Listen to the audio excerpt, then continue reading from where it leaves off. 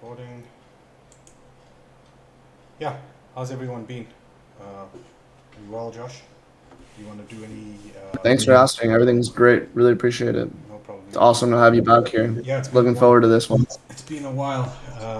I've been AWOL Yep. for a few months. It's been a while since I've been inside an escape stream. Most of you know my wife was pregnant. She has now given birth as of about 10 days ago. So just dealing with that at the moment. Been busy, super busy. What's up, Christy? Thanks, Boomer. Thanks a lot. Yeah, I haven't intentionally ignored all of you, I promise. So I'm coming with some of the sauce to catch up today, hopefully.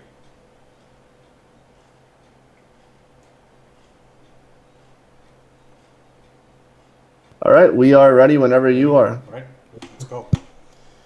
So I did a call on 2 days ago, I think. It was sort of a pre-call to this, and actually I did it upside down, as I said.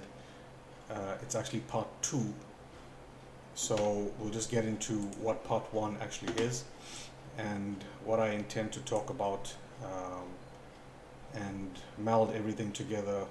Whatever I've shown you so far, I'm making the assumption again that most of you or all of you have watched the previous streams that I did, especially the order block journey that I took you guys through on my very first stream, which ended up being the TTFM or T Trades model, right? You guys remember that?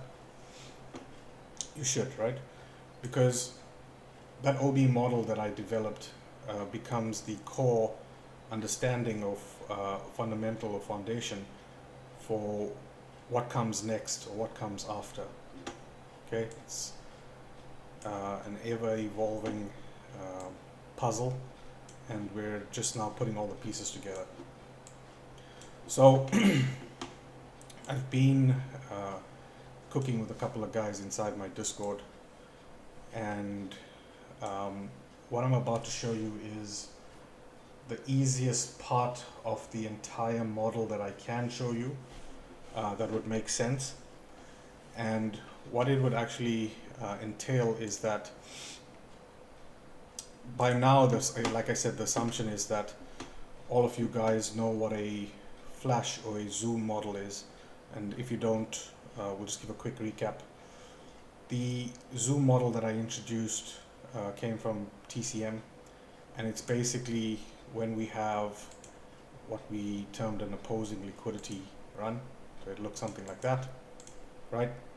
We have an accumulation, you have a failure swing, you have a manipulation or an opposing liquidity run above the highs, and then we go on to all of the other stuff, right? CSD, retracement, expansion, right? Look familiar?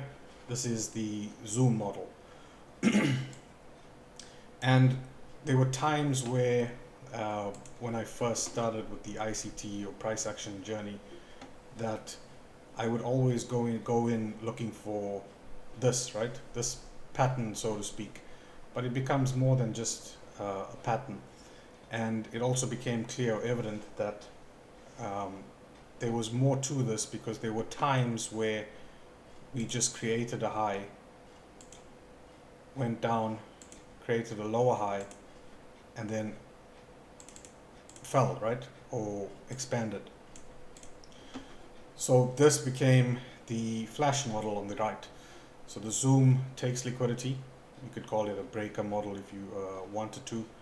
And the flash, which introduced the flash ranges,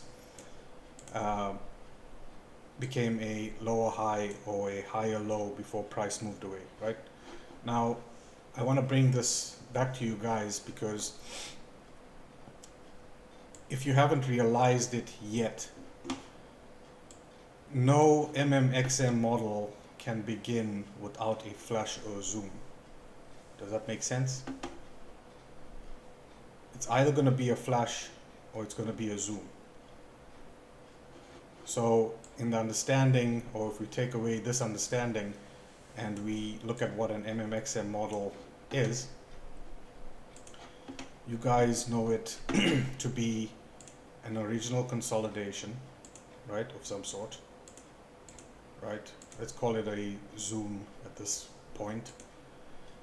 And then we have CSD, retracement, expansion,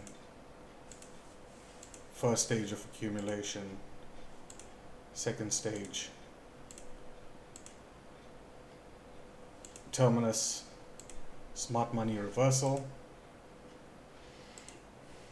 and then we start pushing higher, low risk entry, first stage of accumulation, sorry, here, those with distribution on the way down, second stage coming in something like that, and then back up to the original consolidation, right? Does this look and sound familiar to you guys? So if we had to put any, what was that? Did someone have the mic on? No, I said absolutely. You know, I'm a big Yeah. fan of this. So. Yeah. So just to get through the laborious sort of stuff, LRE, most of you know, is low risk entry,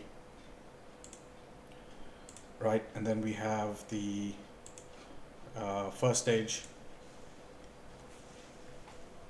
I'm sorry if this is being repetitive or you guys already know most of this stuff. I just need you to understand it from my point of view before I get on to what comes next, right? So first stage, then we go on to, let's see if we can do that. Put him down here. Second stage, or the silver bullet, as they like to call it, right? So second stage, and then we have the smart money reversal, I suppose, right? At the bottom.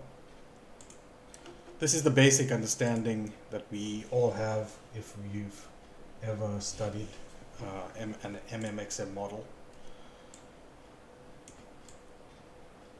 And the background to this is that every range between a flash or zoom at the top to a flash or zoom at the bottom, back to a flash or a zoom at the top, generally will be aligned with whatever the current order flow is.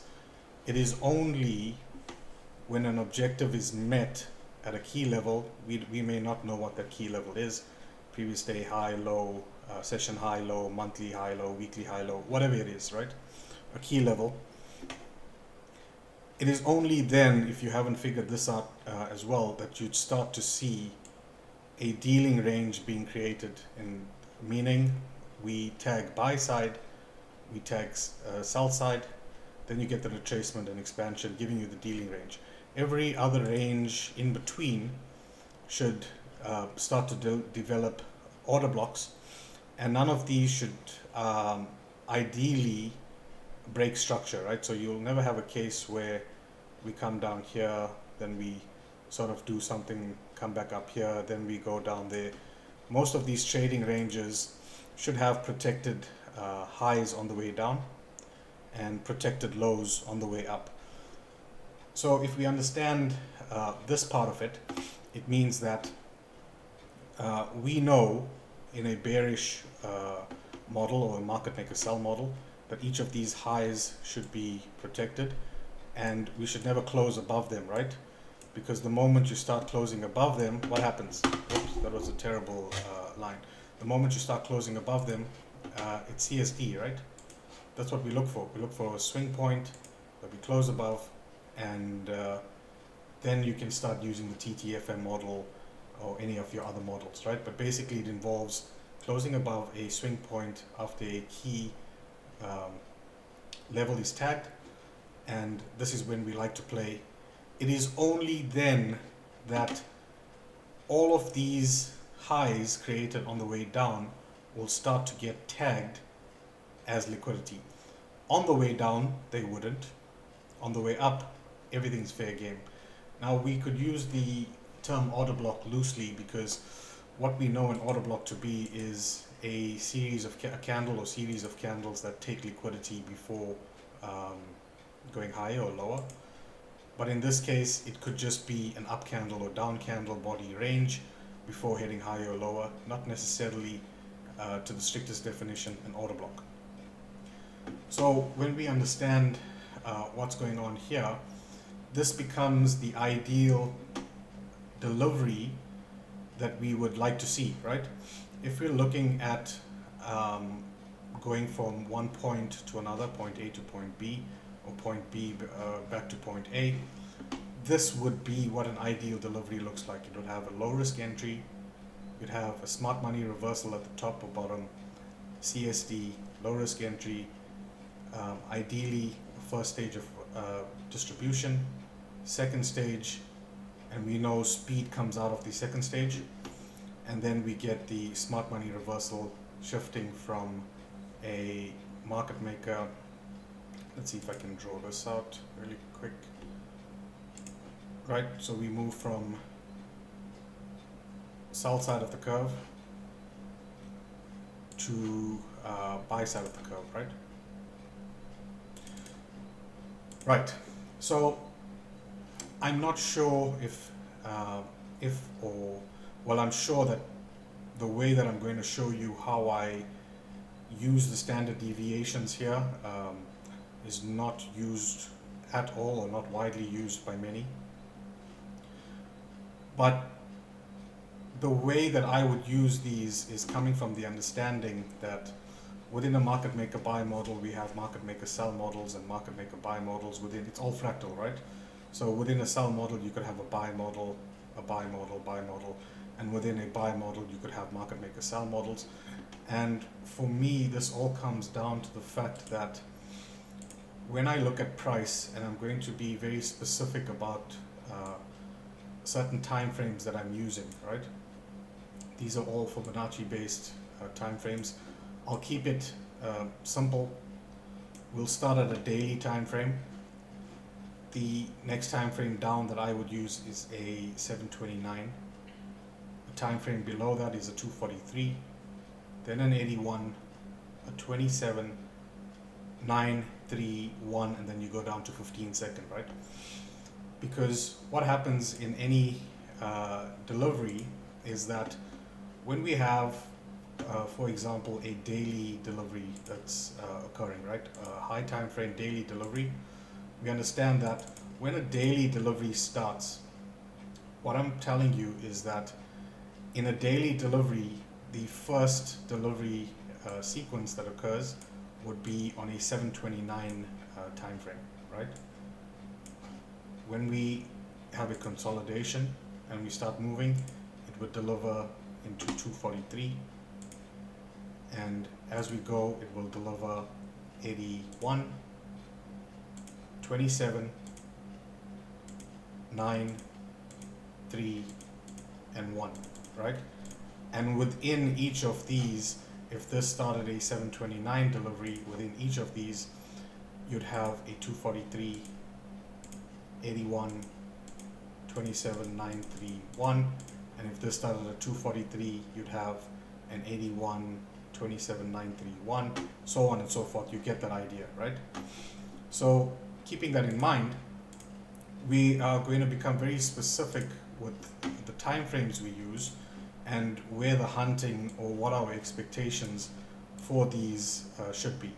Now, before we get into those time frames, I want to share specifically when we understand that there are more than one delivery occurring on a higher and a lower time frame, it means that standard, I'll call it Dexter fibs, quote unquote, using one Dexter fib doesn't really cut it, right? Now, how many of you truly understand the Dexter fibs? I've discussed this in the call that I did on a few days ago. I'm not sure if many of you watched it. but the basic understanding of a Dexter fib would be, let's see if we can give this a background. There we go. Is that when the smart money reversal occurs, right? Remember this. We want to see expansion through the 0 to the 1. At 1 to 1.5, what do we know about Dexter fibs, or these retracel reversal fib points? At 1 to 1.5, we expect some sort of consolidation, right? So it could be a point where you have this being a low risk entry. Inside here, you have an expected consolidation. And at 2 to 2.5 standard deviations, what do we know? That at 2 to 2.5 standard deviations, we can expect either full-on reversal back to OB, right? Let's say this is the ideal delivery, and then we deliver to 4 standard deviations, or we just fall off a cliff in this case, and we never get to 4 standard deviations. Now, the way that I want to show you how we fib these is that I want to fib this in 2 ways, right? The first way is fibbing the accumulation range like we have here. Find a low, find a high, put the fib on, right? This is the first delivery, or what we call the smaller delivery. So in this delivery, you have the same expectations, where low risk entry, 1 to 1.5, you expect a consolidation, 2 to 2.5, retracement or reversal, and then terminate at 4 standard deviations. And what I want to add to this is a second delivery that you would normally use from the low, but my anchor point, which I didn't mention in that video, is that I'm not going to use it to the top of the last swing point, right? Or the bottom of the last swing point. I'm going to align these fibs such that 1.5 standard deviations lines up with 2.5 standard deviations of the smaller fib. So what that means is, when the smaller delivery approaches 2 to 2.5 standard deviations, I expect a retracement inside the 1 to 1.5 of the larger delivery. Does that make sense? So in this case, I drew it, I think, a bit too perfectly, but it would look something like that. And we would see this point aligning with that point. Everyone following? We'll get into the examples now. Yes, no? Are we all there? Following? Simple enough to understand. Because it's going to make, it's going to, if I didn't tell you this, it's going to look as if I'm fibbing the second or the higher delivery with an anchor point that's in the middle of nowhere, right? So, if we are all, ones in the chat, if we are all happy with the understanding of there being 2 different time frame deliveries, a smaller delivery and a larger delivery, we fib the smaller delivery, and then we line up the larger delivery, 1.5 standard deviations lines up with 2 on the smaller. So that was the case where we had an OLR, right? Or a zoom SMR or fractal. In the case where you have a flash range like that, what would we fib here? In this case, what I would ideally use is, I would use this guy as the smaller delivery, right there, and I would use this point, this low, to a floating anchor point until 1.5 lines up with 2.5 of that guy. Does that make sense? So in the case where you have a flash range reversal occurring, we fib the first consolidation, we take the lower swing point or higher swing point, we fib it there, and we anchor 1.5 to line up with 2.5 of the smaller, right? That's just the difference if you had a flash or a zoom. All good? We can move on to some examples. Yes? No? One's in the chat? All good? You want to see examples? I'm sure you want to see examples, right?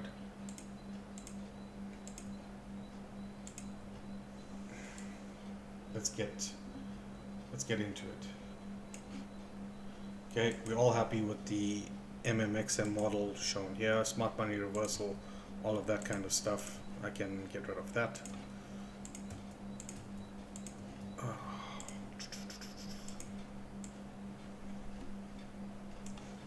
And so far, we all understand the difference between a flash and a zoom model. That should be a given. Right, so if we go back to whatever PA we can find, right? I could go over today's PA, I could go over quite a few days. Let's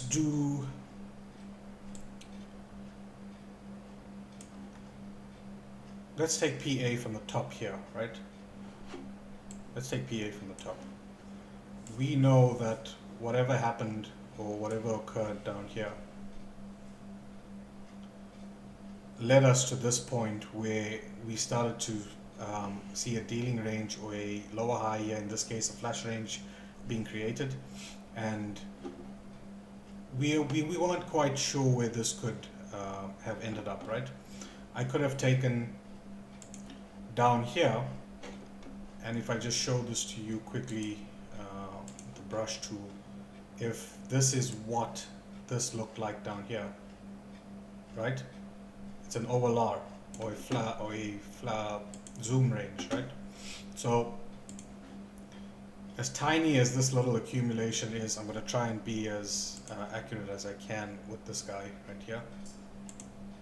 This would be the first range that I would have fibbed out, right? The second range would come from the very low to a point where 1.5 standard deviations lines up with 2.5. Right there. Let me just get to this side.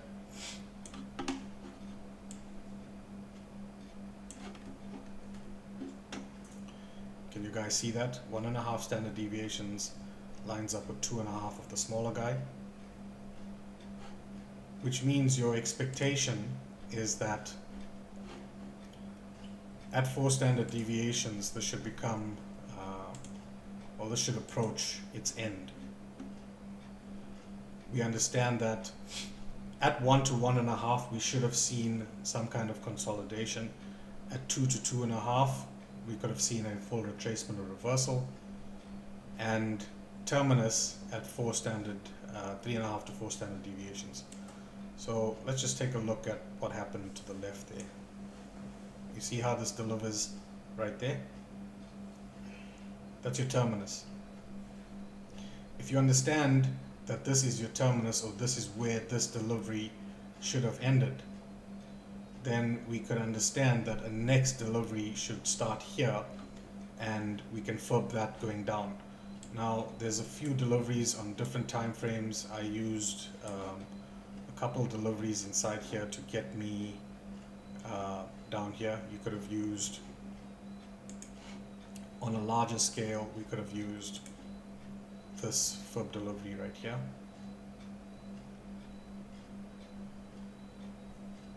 There. And we could have used a delivery from the highs, because this was a high, this was a low, this was a lower high before we fell off a cliff with the Trump candle. So the second delivery, or the larger delivery, would be 1.5 lining up with 2.5, something like that. And what we know is that we should have expected some kind of consolidation inside 1 to 1.5, right? A tag of that consolidation. So this becomes very important.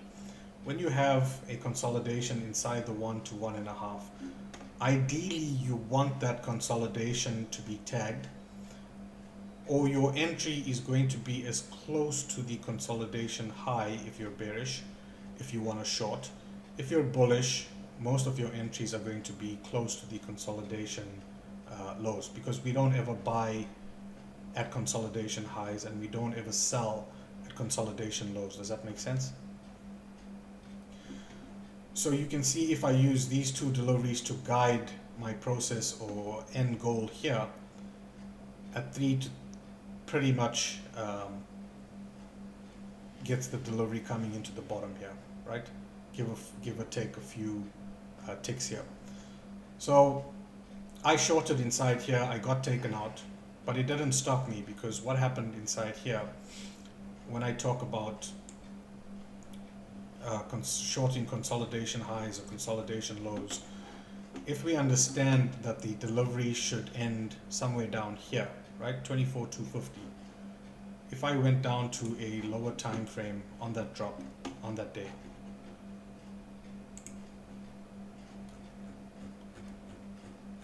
let me just scoot over. I'm sorry if this is seems a bit boring, but it's gonna make a lot more sense and it'll be a lot more fun soon.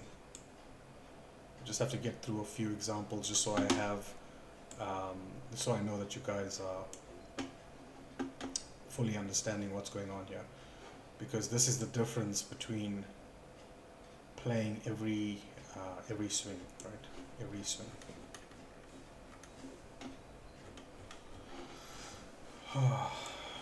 Just give me a sec. This taking a bit of time here, but it is loading up. So yeah, I'll show you again, Bala, but I just explained how I chose the spots where to fib, right? But we'll explain it again. So my first short inside here came in off a consolidation high. I think I still have the markings on here. And like I said, if you're bearish, you want to short at consolidation highs and long at consolidation lows. So if we look here, if I had this point coming down here and I had a consolidation occur right there, right? I marked it off in orange or whatever color this is. The moment we tag the low, you can see how if I sold the low, I would have seen my ass, because price just pulls back. But where does it pull back to? If I'm bearish, it pulls back to the consolidation high, and that's where I'm going to play, right? And where I'd like to play is as close to the consolidation high as possible.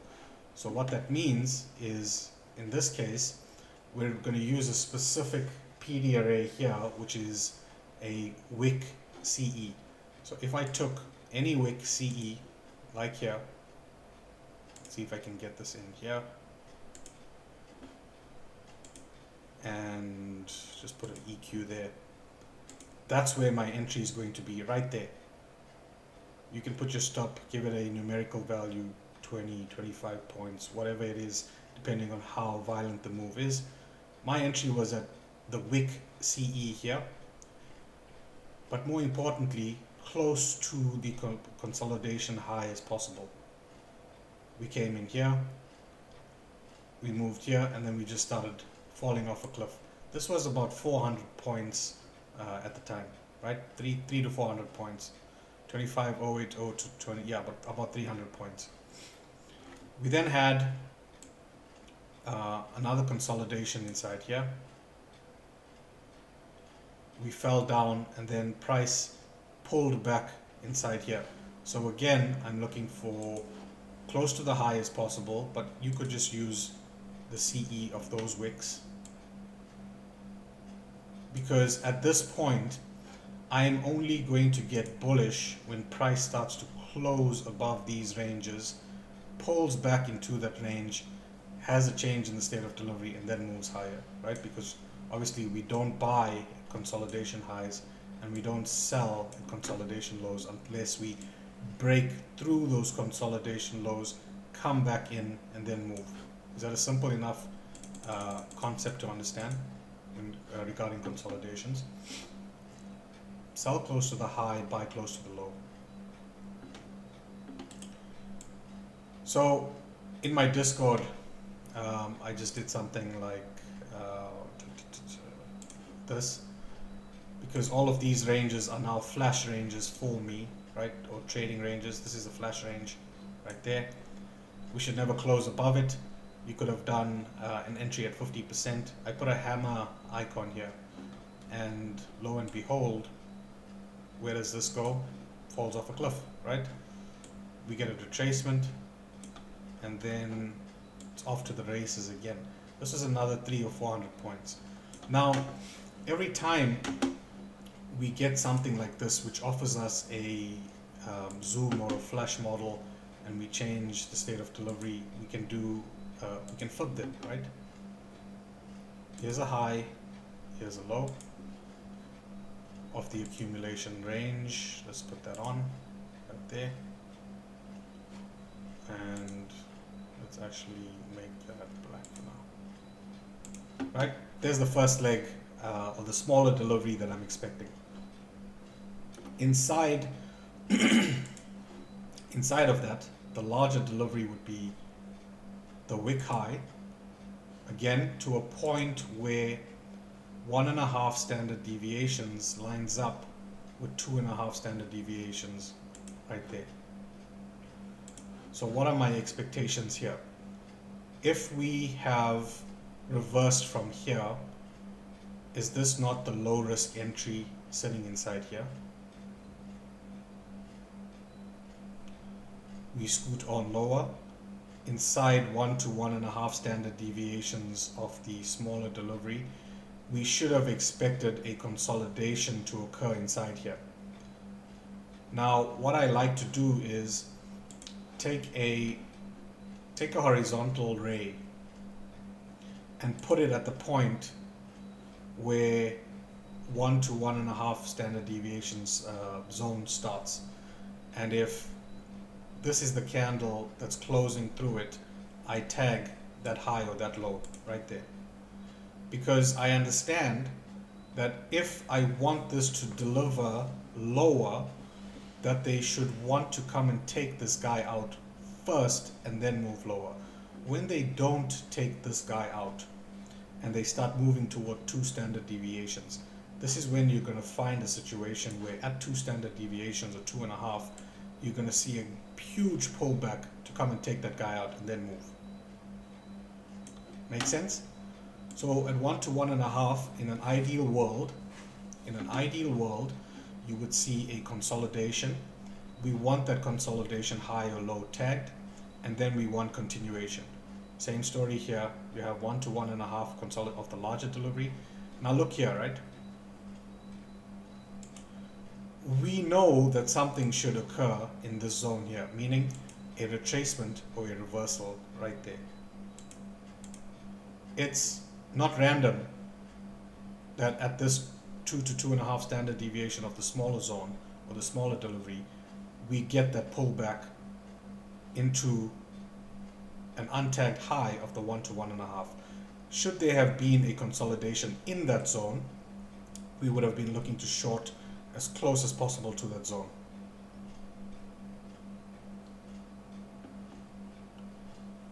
Right? So at this point, we expect retracement to occur. Where does the retracement go? To a consolidation high, or a point. In this case, there's no consolidation high. It is a candle high of the candle that closed through the 1 to 1.5 standard deviations, right? We come there, and then we start delivering back to where? 2 to 2.5 of the larger delivery, and 3.5 to 4 of the smaller delivery right here. We get a pullback, and then price starts delivering. Give me a sec. I start delivering to 4 standard deviations down here.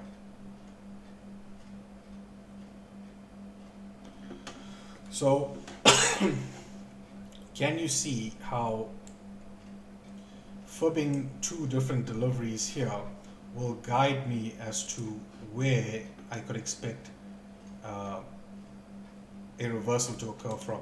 And it's not just about where I want to close my trade, it's also where you can expect the trade to turn around from. Because if I took this both ways, right? If I took just this delivery right here, let me get that as accurate as possible.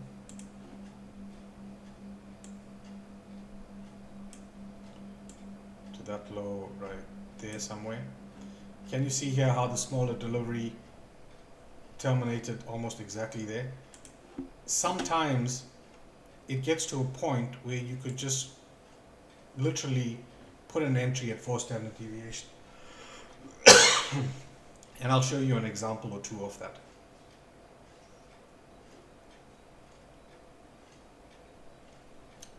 So if we expect a retracement and reversal to occur here, where do we expect it to go to? Here. And we already have the larger picture in mind, but if I wanted to play a smaller move, then what do? I come here, I flip this guy, and then I flip a larger guy next to him. From there to a point where 1.5 lines up with 2.5. Let me just turn the magnitude off.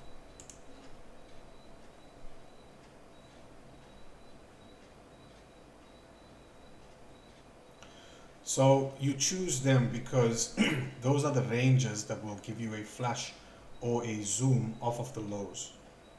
No one is asking you to actually catch the actual high or the low. You're going to find at your key level, you're going to okay, let me put it to you this way, right? At no point in this delivery right here did we close above a swing high. You agree? Until this point right here. That's where the change in the state of delivery occurred. That's where you went from market maker sell model to market maker buy model. At any of these points, you didn't do any of that. At this point, you did. But we don't know how far that should go. We can use the fibs as a guide. We could have higher time frame ideas like we did here. So these are just guides. Now here, the smaller delivery tells me we're starting to move at 1 to 1.5 of the smaller delivery right here.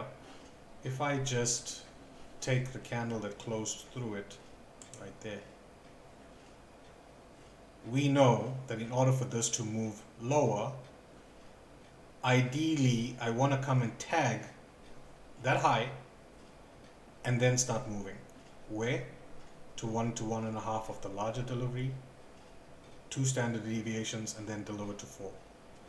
This delivery that I chose here is completed for me here, but by no means is it the end of the entire delivery. It's just an end of that specific delivery.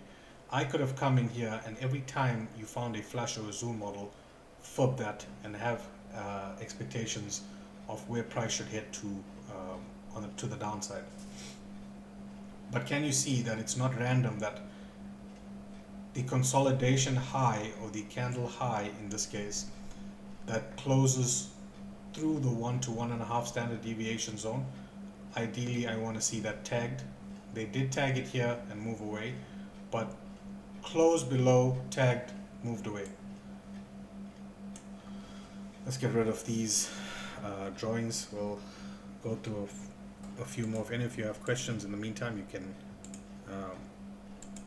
ask me about them in the chat.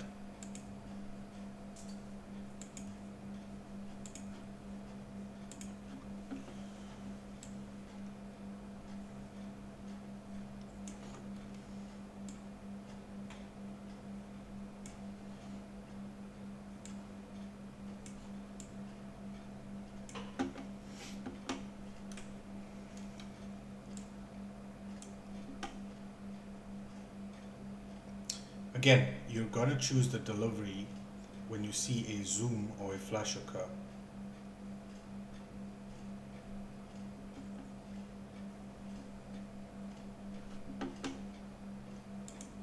Just have a look at your picture here. Yeah, so you can see why that circle that you put in your picture there is anchored seemingly in the middle of nowhere, right? Because if you look closely, the circle where you see 0 there, look at where 1.5 of the larger delivery lines up with 2.5 of the smaller delivery. That is why I told you in the video before that video is part 2. This is how I actually use those FOB deliveries. So at any point you have a flash or a zoom occurring, we could start to FOB them, and believe me, once you see it, you can't unsee it. We could have expectations of where these things should deliver to. Right? Find the delivery, line up the higher one where 1.5 lines up with 2.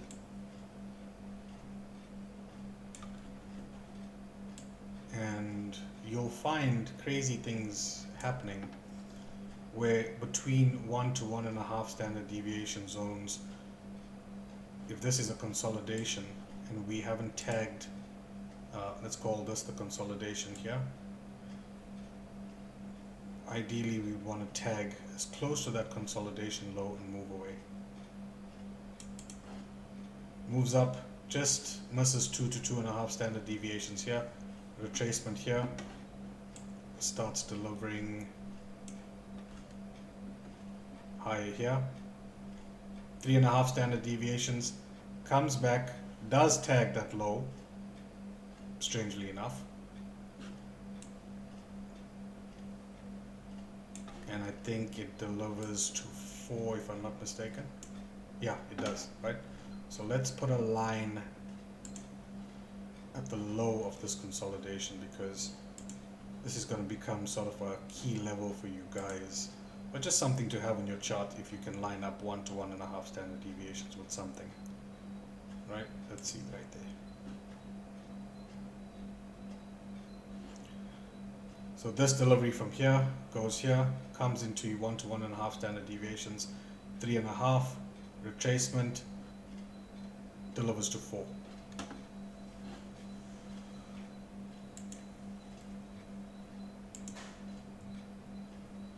Yeah, you could do that, right? The actual better way to do it, and I'm not going to do it here, I mentioned it in the previous video, is there's just like the time frames that I mentioned up here, 729, 243, 81, 2793, use an EMA. Every time price, put on 5 different EMAs here, or 6 different EMAs with these numbers in mind, until I can get the guys at 2 to give us something. I won't show you that. It's not needed. It's not really needed, but it's a good little confluence that every time you tag an EMA, you can FOB that delivery, right? So now we know that a delivery ended up here, which means I need to look for a flash or a zoom, and if I find it, I can then FOB this guy right here, and this guy right here. Let me just turn this off for a second. Again, swing high, FOB'd down until 1.5 lines up with 2.5. Notice that inside here we had the low risk entry, no real consolidation in that 1 to 1.5, delivers to 2, and again, not random that we end a delivery at 4 standard deviations right there, almost to the tick. and 2 to 2.5. So at this point, you're thinking this could probably come a little bit deeper, tag some liquidity, and then deliver to 4. It does actually the opposite, just delivers to 4 standard deviations here of that delivery. This was yesterday, right? This was yesterday. This becomes interesting here now, right? Because me personally, I know what level I wanted to see hit here. For me, it's every day. In fact, it's 4 p.m. My guys in my Discord will tell you that. I've mentioned that to you before. 4 p.m. close every day. If you're above it, you want to trade back to it. If you're below it, you want to trade back up to it, right? Let me just see where, roughly there, right? Roughly there. That's 4 p.m. So at this point, if you thought about the open occurring, flushing down, we had a huge gap since 4 p.m. close was all the way up here. We wanted to sweep liquidity and drive price towards 4 p.m. But let's get some fibs involved in this.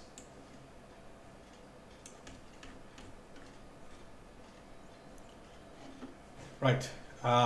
This case, we've got a flash model down here, zoom model. Here's your first delivery right there. Did I get that right? And your second delivery will fib it from the bottom here.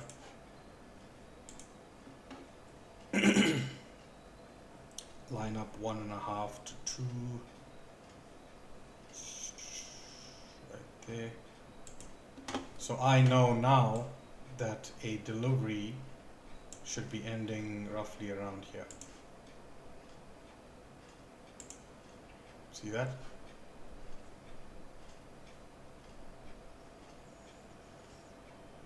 I know what I want to see happen inside here on the smaller delivery. A consolidation. Tag the low of the consolidation, move up. I know what I wanted to have seen inside here. Tags 2 standard deviation, pull back. And remember, it's as simple as this. If you know the objective is all the way up here, would you be shorting the shit out of this and look for some Hades sort of price action? No, you won't. What you are better off doing is every time you see a consolidation, mark it off. If you want to short, it's only going to occur at the top of that consolidation. Every time you get to the low of that consolidation, you're going to long. Every time you get to the low of that consolidation, you're going to long, because order flow is bullish. Every range created inside this piece of price action from this low to take you to that high is going to be I'm confused. He uses initial fib before the dip for some examples and for some after the dip. Yeah, because remember, Altaf, you came to, you probably, I don't know if you were here from the beginning. It's either going to be this, right? And I fib this guy. And I fib this low right here. Or it's going to be a point where we get something like this, and then we move higher. I fib this guy, and I fib from here going up, right? Now, depending, like, I could tell you that down here, if I wanted, I could have fibbed that right there, and that right there. And then I could have taken this guy from the lows down here, lined them up again, where 1.5 meets 2.5. This delivery right here only gets me to there. Okay. Now, we shorted this inside here yesterday. And again, you're going to do two things depending on the time frame you are on. You see, when you have a case like this, right, where it's all sort of drawn out consolidation before an actual move, I don't ideally like to fib something that looks like this. I could, right? And I'm not saying that it won't work, but ideally when I put a fib onto price action or candlesticks, right, I want to see price actually move in my direction. So if I did something like this, once it got in here, it just started to sort of meander inside here before it fell off the cliff, right? But if I just looked inside here before that occurred, let's just do something here.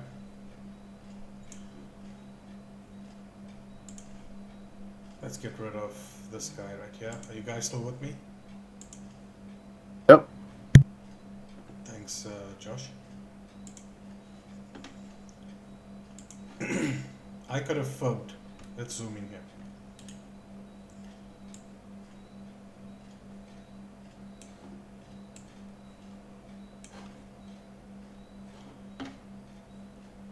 Now, these may not help you when price moves like a rattlesnake, right? Unless you shorted at 4 standard deviations up here and you were willing to endure all of this. Your next goal is, or the idea of these fibs are to give you a guide as to where you can start entering, because like I said, look at even the smallest time frame. When you have a market maker model occur, you want to see, even if it's a single candle, consolidation, low risk entry, consolidation, first stage, consolidation, second stage, and boom, smart money reversal at the bottom, right? So you have an expectation that these things should occur inside each of these levels. It becomes a bit more difficult when you don't see those things occurring inside there. Let's just line this guy up right there. Right there, that's more or less it. Okay, can you see why I chose this? It was this range down here, that OLR down there, and then we fell off a cliff. We had a consolidation inside here, and then boom, we fell. Where did it go to? Right there. 4 standard deviations. At this point, you're going to start hunting reversals. Yes? No? If I'm hunting reversals,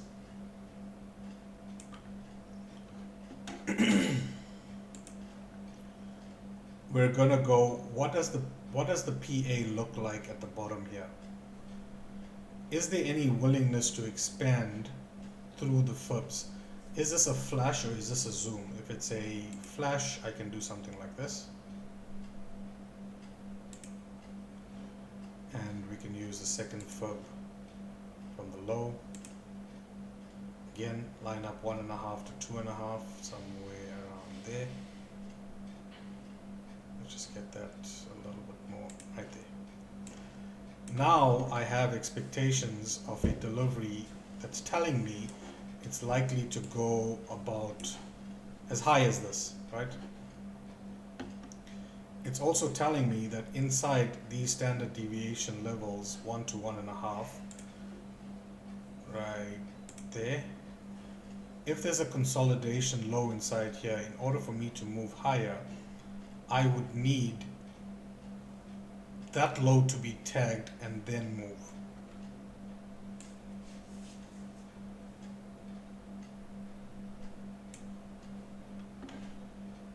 One to 1.5, right there.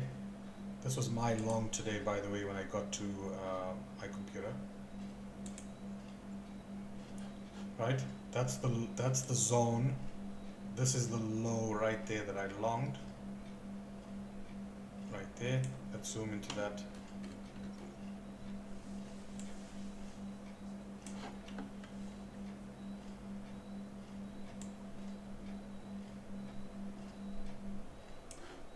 This is the consolidation low at the 1 to 1.5 deviations. Price comes in here, comes down here. Now this one I front run because obviously I had expectations, and my target was up here, which was a 729 CE, I think, right? So this gave me a decent enough move right here, which I then shorted because once I'm down here, let me see if I can zoom in just a bit more, right? You understand why the red level was here? It was the consolidation low right there. We'll get rid of that. That's the reason for me longing. And once we get here, right, this should be, you guys can see just this piece of price action right there. We could go two ways about this again. I could go this low to that high, and I can go this low to a point again where 1.5 lines up with 2.5 right there, and I short that right there.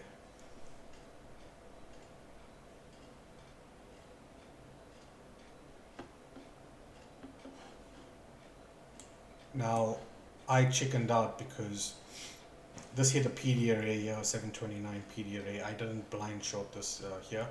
My short actually came in right. Let me have a look. I feel like I'm boring you guys with this kind of shit right there. That was my short there today. I actually wanted much lower pricing, but then again, let's look at this, right? That's one. It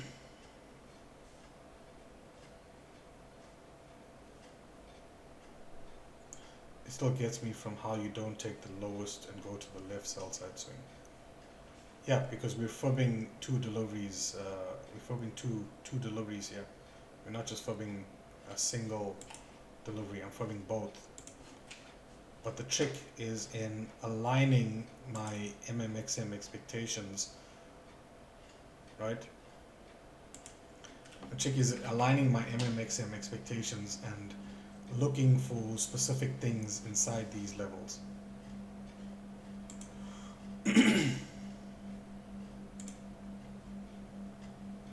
Now, one of the guys inside my group, he said a very interesting thing to me a few days ago, and maybe it's just me and I never had any thoughts about it. Well, Josh, maybe you did. That a low risk or a first consolidation on an M1 is actually the low risk entry on an M3, right? But I'm not specifically talking about M1 and M3. I'm talking about a smaller time frame and a higher time frame. Like the first consolidation on an M3 is actually a low risk entry on an M9. The first consolidation on an M9 is actually the low risk entry on an M27. The first consolidation on an M27 is actually the low risk entry on an M81. Which means if you have even higher insights, that I can take this entire leg down here and that entire leg down here as one even higher time frame, And now look what happens. Because I'm not thinking about this as an M1 delivery inside here. I'm thinking this could be an M3 delivery right here. And if I have that kind of foresight, then right there, that's what we get. Did that part make sense to you, what I just said? Josh? Yeah, I'm here. Just muted the mic. Yeah. Did that make sense? That the first consolidation for lower time frame is the low risk entry on one higher consolidation or one higher time frame.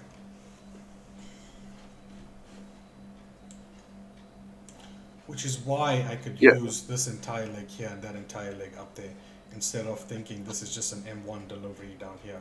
If I think even higher, it's not. Yeah, the lining up of the fibs is something that I haven't seen before, and it just kind of requires me to get a little bit more hands-on approach, if that makes Yeah, sense. yeah, it's Yeah. just a simple process. The swing high in this case is always going to be your anchor point. It's only the swing low that's seemingly anchored in the middle of nowhere. If I had to show you something like this and you see a 0 in the middle of nowhere, you're going to be a bit confused, right? But Yeah. if you see that 1.5 lining up with 2.5 right there, it's always going to be that on my chart. If you see that right there.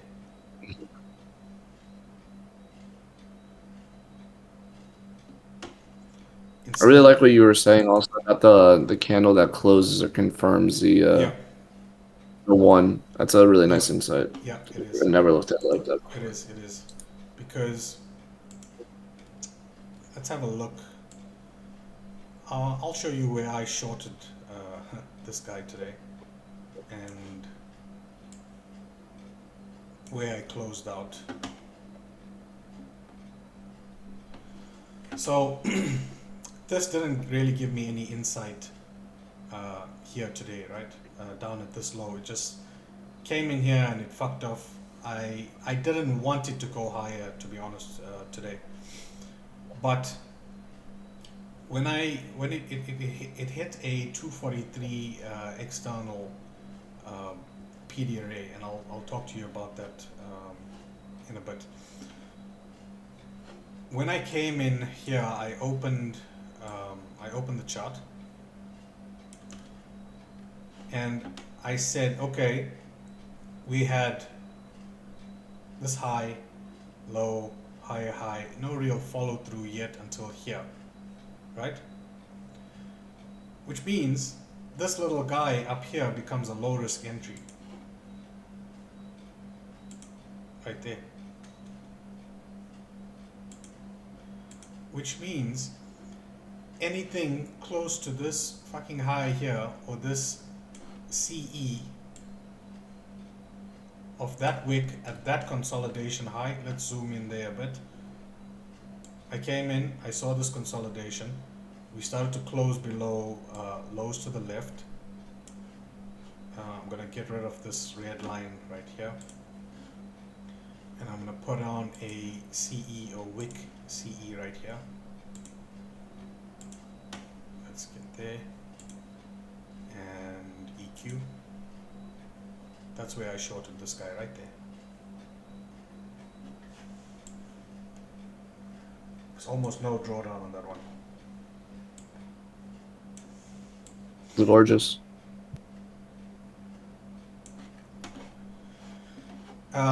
I added a few positions inside here as well. It's the same. It's the same idea over and over again. It's just that when you start to see it, right? When you start to see it, there's certain gears that start to shift, and you can see here. There's one delivery from here to here. Let me just put a background on that. And there's a second one right right here that I had marked on right here, and this delivery ended at 4 of this guy and 2.5 of that guy. But for me specifically, again, like I said, go and put, let me do it for you, just see if I have it on here already. Previous days, 4 p.m. My guys know that every day, this is what I'm looking for. Is this 4 p.m. here? Yeah, it is. This line right there. If 4 p.m. is below me, I'm going to be targeting this guy every single day. Everything else, using LD Pro, using my 6 to 9 range or my 9:30 to 10 range, I could put that on. You're going to see they all line up. This is the 9:30 to 10 range here. Where did we come up to? 0.25, 0.5 standard deviation. Look where it goes. Down to 1 week deviation on the other side, right? These are all extra confluences you're going to use. But this one specifically was 4 p.m. on the previous day, treating it as a gap. If we opened up here, trade it down, trade it higher, come back, fill the gap. Now I'm treating all of this as something even higher at this point in time, to be honest with you. That if I step up a few time frames, I'm probably going to treat this as, you can go back in your own charts and do something like this. I'm going to draw it out for you. CSD, low risk entry.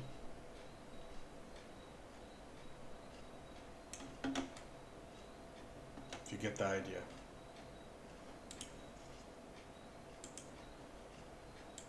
We just have to figure out how far can this come into, and why would we expect it to come all the way up there. Are we on an M5? Let's put on a few fibs that are of one lower time frame, M3, M1. Let's go M1.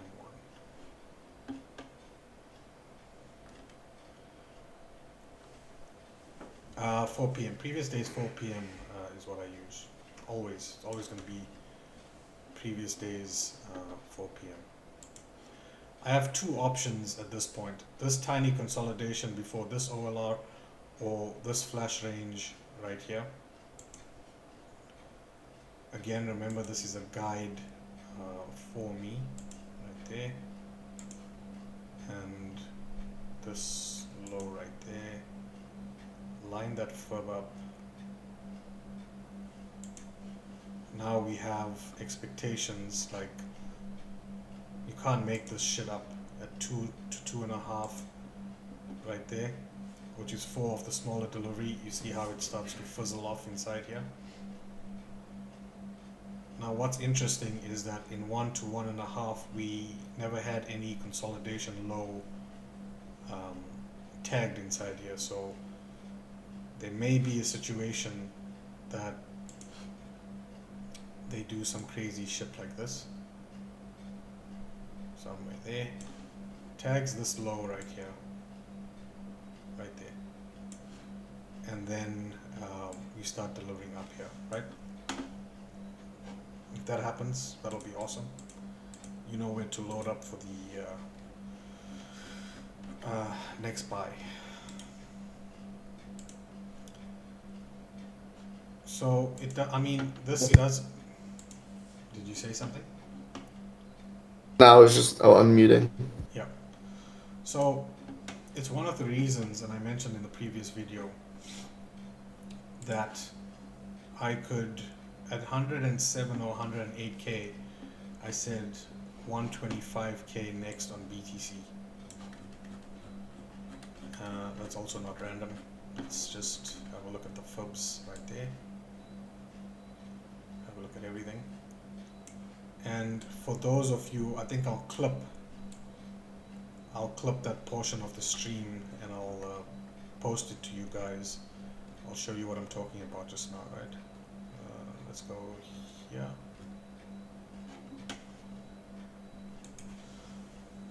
Oh, one more thing. Let me just show you this. You probably appreciate this,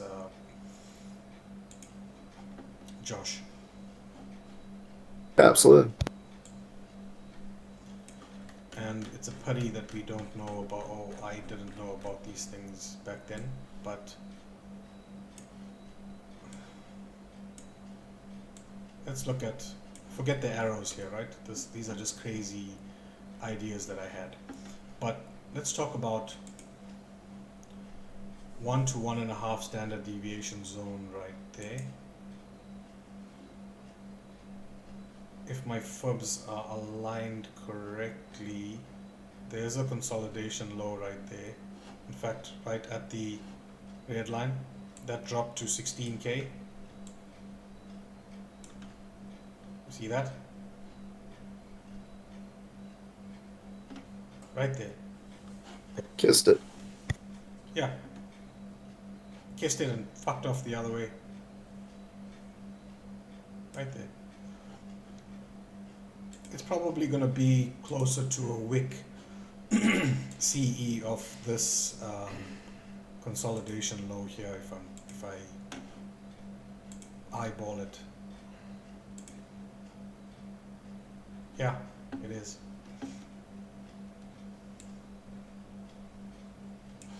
Scroll down, yeah, sure.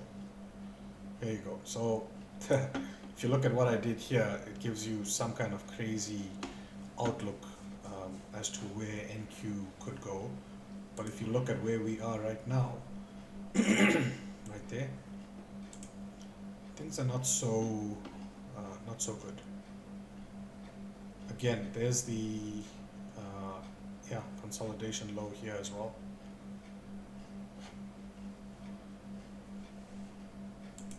Right there, let's have a look. That's the consolidation low, and then they tag that in the same one. Crazy, and then it just flies the other way.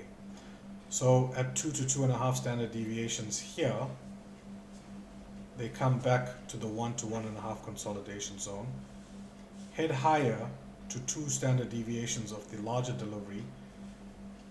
They didn't tag the 1 to 1.5 consolidation lows here. They come back with speed and then they move away.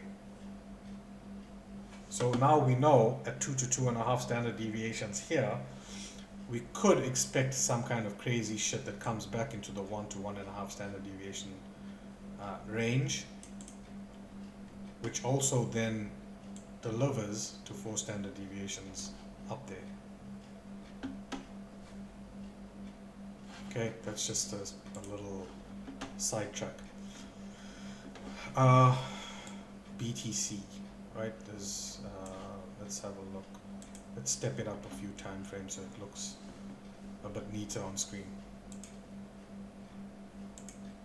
Do all of you think you can go back into your own charts and figure this out? Obviously watch the video maybe one more time. And by the way, this is not even the entire model, right? The entire model has EMAs that they make use of. I am only showing you the easiest portion to take out of the entire model is fibbing 2 different time frame deliveries. So if you look here again, we had a 2 deliveries here at 1 to 1.5 deviation zone. Again, if I get this right, they tag that low right there, deliver higher. Retracement after 2 standard deviations, we use these 2 fibs, comes down here, and eventually delivers to almost to the tick, by the way.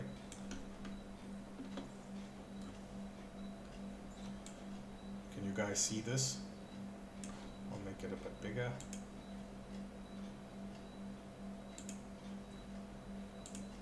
Right there. See that?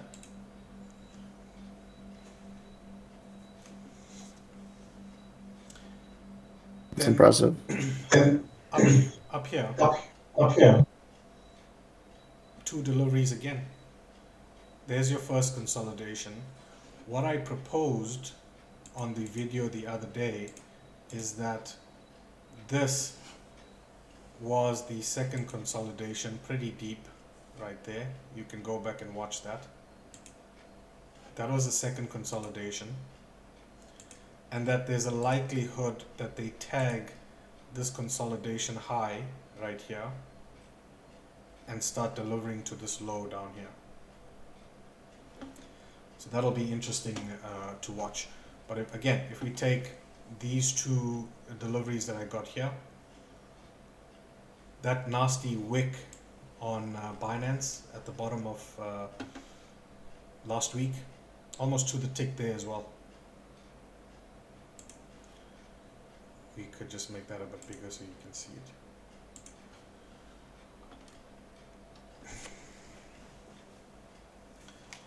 Fun times, right? Fun times. Again, Very well. everything is random. Everything is random. All just a whole lot of random stuff. But the main purpose of me giving you just this specific portion of the entire model is understanding that everything fits together in one giant puzzle. Start making use of 2 delivery fibs, and inside of them always think MMXM. What should happen at 1 to 1.5? Did they come back and tag a consolidation high or low? Where are they delivering to next? If they've delivered to 2 to 2.5, okay, we could expect a reversal or a full-on reversal or a retracement. Where would that retracement go to most likely? Did they tag that 1 to 1.5? Perhaps the 2 to 2.5 could deliver to the 1 to 1.5 consolidation high before finally delivering to the 4 standard deviation low, right? Think MMXM in everything that you do, because the ideal delivery will have a low risk entry, first stage of distribution, a second stage of distribution, and then the silver bullet delivering to a smart money reversal. I'm always thinking MMXM. Now, the final thing that I want to talk to you guys about is when I mentioned that time frames have unfinished business that needs to be conducted before they can move away. I was not, I wasn't kidding, right? There's a sequence that needs to occur, and if you start from the daily or start from a daily or 729, for example, right? There's a lot of stuff I can get rid of right here. But if you are familiar with your ICT PD arrays, right? We're going to use internal to external, and we're going to use FEGs, breakers, volume imbalances, rejection blocks, wick CEs. So what happens here is when a 729 delivered externally right here, okay, the next 729 should deliver internally before delivering externally. You see that? And if we have delivered externally here, the next 729 should deliver internally, and it's not random where it delivers to. It delivered to a 729 FEG. If we've delivered internally on a 729, you know that it should deliver externally on a 729. Right there. We deliver there, we come back here, wick CE of this 729 here, we deliver externally again, after which we deliver internally where? 729 volume imbalance. While all of this is happening on a 243, one time frame lower on the Fibonacci time frames, you're watching what's going on the 243. because all of the time frames have to work together before an explosion or an expansion can occur. So at this point down here, we deliver to 243 FEG sitting inside here. From here, we deliver externally. We come back internally, we deliver externally 243, internally 243, externally 243, internally 243, which is also a volume imbalance, and from there we should deliver externally 243. Come back down to an 81. While all of that is occurring on a 729 and a 243, the 81 is doing the exact same things, delivering externally and internally. Wick CE right here, moving away internally, externally, externally, volume imbalance, and it all goes down stepping time frames. What is a 27 doing? What is a 9 doing? What is a 3 doing? What is a 1 doing? And when they have left no liquidity in that range, that's when they can leave the range, right? So if we think about working from the highest time frame up coming down, we have an idea on when the next or where the next draw should occur. If a daily delivered internally, it should deliver externally. If a 729 delivered internally, it should deliver externally. It's how it gets to that external using the 243, the 81, the 27, the 9, the 3. It's all the same thing. So at the highs here,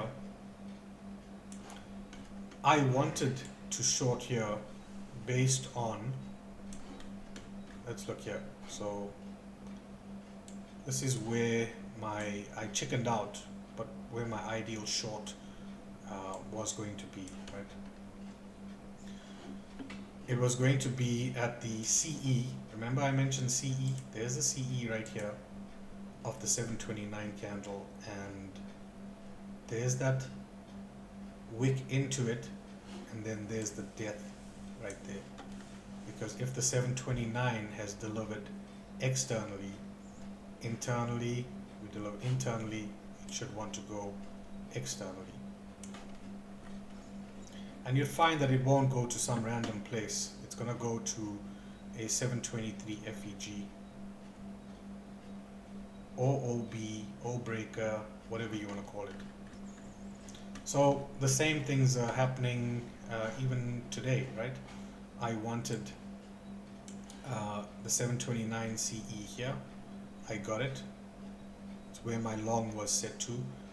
This wick up here comes into a 729 OB inside a 729 breaker before we fell over. So if we've delivered externally, we now have to wait for the next 729 candle, the next 243 candle, so on and so forth. They're not random in how they deliver. If a 243 candle here delivered externally, look at the low that happened right here. It's just a 243 FEG down here internally. Now all of you are so very quiet. I'm not sure if it's shock or if what I'm saying sounds foreign.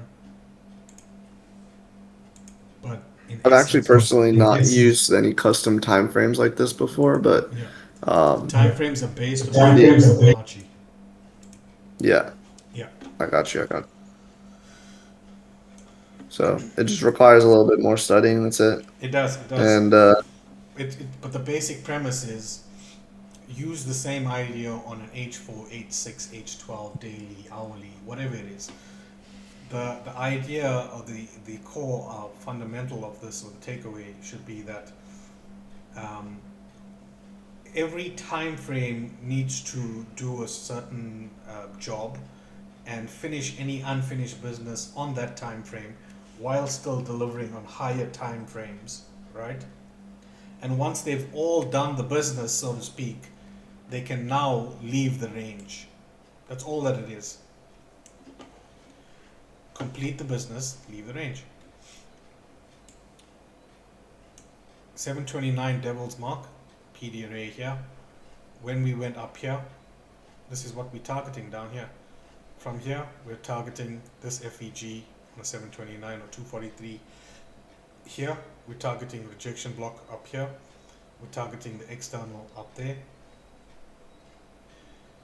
When we get to each and every one of these levels, that's where we want the lower time frame fibs to line up with a PD array from these levels, which we can play around with. Now, do that on every and all time frames, or choose one time frame if you have to. Choose one time frame and work with that time frame. Now, I specifically marked off 25.03650 because for me it's what I call an algo draw. When this candle failed to close below this low, its high should automatically be a draw on liquidity. So I'm looking now, how can I get from down here, seemingly externally, to up here internally, with the idea on the higher time frame that all of this that's occurring now is either delivering on a daily or a 5-day or a 10-day, whatever it is, that all of this is or has the potential to be, right, let's look at it this way, a low risk entry on a 5-day chart, or the first stage of distribution on a daily time frame, if we're thinking MMXM, which means if I went to a daily and I started to do things, we can look at it on a daily.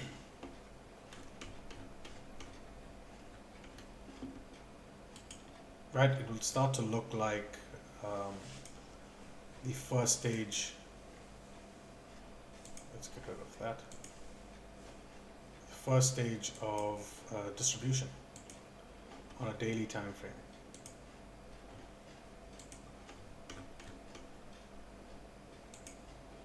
Let's do that. Let's get rid of all of these markings. I'll probably redo my charts tomorrow.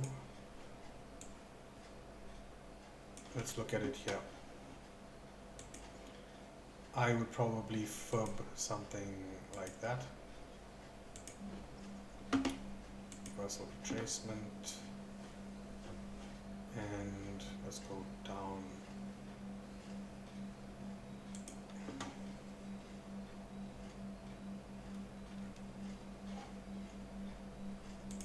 I think my fibs are hiding on higher time frames right there. So if this is a daily smaller delivery fib, right, again random, 2.5 standard deviations was this low right here, retracement, we don't have any sort of consolidations inside here or anything doing much about anything inside here. The second fib would be from this high line, the 1 to 1.5, or 2 to 2.5, something like that. And now you see that this is a potential first stage of distribution. We come down here to 2.5 to 2.5 down here. Give us a second stage.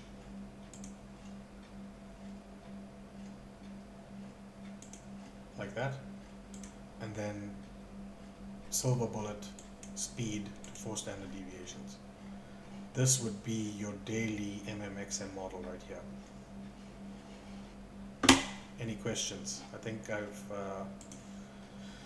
covered most of what I needed to cover specifically with using these standard deviation projections and how I personally it's like a humble brag, but how I personally use these to catch most tops and bottoms. Even if I don't catch a top or a bottom, I understand where the delivery is headed to. Find me the nearest consolidation high or low for me to long off of. that's all that is. Now remember we said something earlier that this could want to come all the way down here. Seems likely, right? Seems likely. Come down here. Very, very awesome. Yeah. Very, very awesome. So for everybody that is still here, please drop some love in the chat. You know, Poison just took basically an hour and a half of his time to break down some, you know, of his advanced trading concepts. And if you guys enjoyed it, please make sure he's aware. It really only takes a couple of seconds to just Yeah, drop something appreciate in it. the chat, and it does go a long way. So if you do want to see him back here, definitely let us know. And I know that he's always invited. So at any point, if you ever want to come back and drop in and share some of your insights, 100%. the community does really appreciate it. So we appreciate you, and definitely looks like a bunch of the chat sharing a lot of love. So thanks Yeah. everyone for doing that as well. And yeah, my DM's are always open. Um, my Discord personally is always open to anyone willing to learn. You gotta come in there, obviously, put in the work. It's not just come in there and I give you some special bit of information and then it suddenly makes you profitable. It's never the case. This is gonna take a lot of fine tuning, but you know what? The end result is actually worth it because what happens is you start to see or view the market through a different lens, and if that specific lens that we're using is market maker model, and who doesn't like a good I know you do, Josh. Who doesn't like a good market maker model? Buy or sell. I've just given you a very specific lens to view that off of. And again, Absolutely. if any of you are interested in joining my mentorship, you're most welcome. Um, I have created a code which is the same as my 2 degrees code. So if you guys are interested in more range deviation stuff, I posted a bunch of YouTube videos specifically on liquidity depth Pro Plus and understanding how those range deviations work, how we use liquidity depth Pro most effectively. And the promo code's the same, right? POISZN will get you 20% off on that or any other 2 degrees indicator. But if you use that specific code, I think for the next 2 weeks max, I think I'll allow it. If you use that same code on my WOP, you'll get access to my mentorship at 25% off? Yeah, 25% off, right? But again, it's not for your average guy, it's for people who want to be above average. So I don't expect any of you to join, in fact, right? I'm not telling you to join. Quite content doing what I'm doing with my little group of guys, but and most of them are here in this call anyway, so you're most welcome. I'm not denying anyone, but just come with the mindset that this market isn't what you thought it was, and hopefully this call right here is now piecing all of the previous information or the puzzle pieces that I gave you, starting from the order block journey and all of that, which leads up to what this is right now. We've incorporated a lot. We've incorporated order blocks, we've incorporated standard deviations, we've incorporated market maker models, piecing it all together as a complete understanding of how price delivers. Yeah, I think that's me. Appreciate all of you guys for joining. Appreciate anyone that's going to be watching this. I will post it to my YouTube and then share a link with Josh and share a link inside the Escape Discord.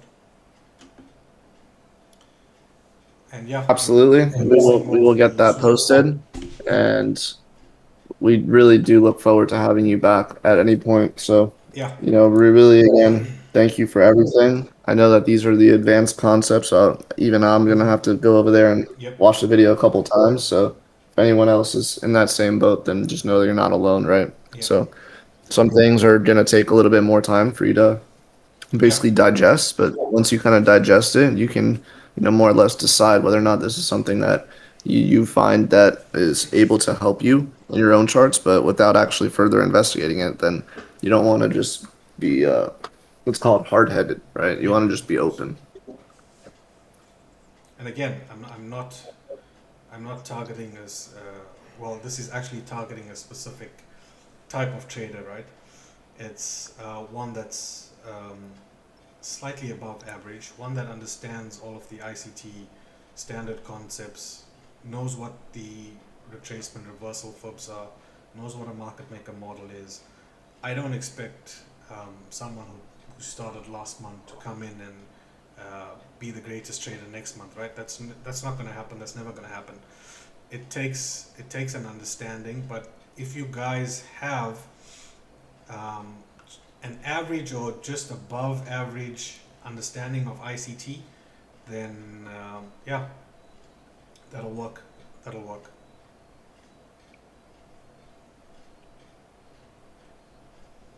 Any final questions in the chat before we head off?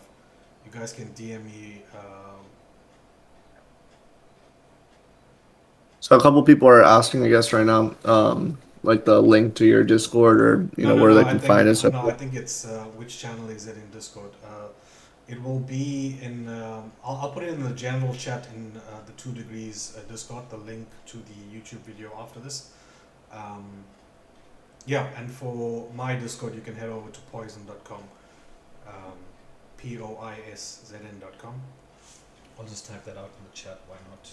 If that's okay with you, Josh. yep, I got to post it Yeah, for you right there you there. go. Thank you, sir. Yeah, so head on over there and use my name as a at the checkout at WAP. Whether you're looking for 2 degrees, LD Pro or StatMap or Elite Collection, use my name at checkout and you'll get a 20% off all 2 degrees. And yeah, if you use that code on my WAP, you'll get a 25% discount on. There we go. Thanks, Expo. And you'll get a 25% discount on everything there. Again, appreciate all of you guys, and you'll be seeing a lot more of me inside the Escape Discord. And I'll catch you guys in my DMs on Twitter. Let's see what happens here tomorrow, by the way. Would be interesting if this pops down and then pops up, like we said it would.